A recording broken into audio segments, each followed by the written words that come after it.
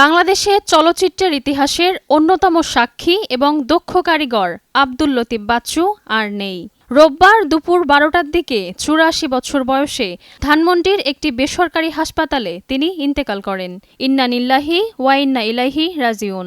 তার মৃত্যুতে সমাপ্তি ঘটল দেশের চলচ্চিত্র অঙ্গনে আরও একটি সোনালী অধ্যায়ের। কয়েক মাস আগে নিউমোনিয়া আক্রান্ত হয়ে একটি বেসরকারি হাসপাতালে ভর্তি হয়েছিলেন এই গুণী নির্মাতা। অবস্থার অবনতি হলে তাকে এয়ার অ্যাম্বুলেন্সে থাইল্যান্ড নেওয়া হয়েছিল।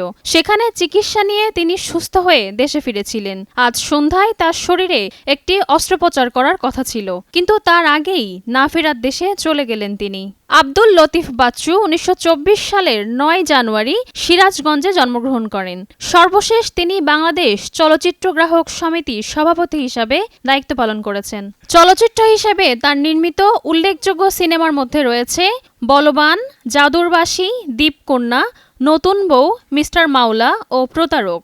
এর মধ্যে নতুন বউ সিনেমাটি তাকে পরিচালক হিসাবে বিশেষ খ্যাতি এনে দিয়েছিল। এছাড়া তিনি অসংখ্য টেলিভিশন নাটক ও তথ্যচিত্র নির্মাণ করেছেন। চিত্রগ্রাহক হিসাবেও তিনি ছিলেন অত্যন্ত সমাদৃত।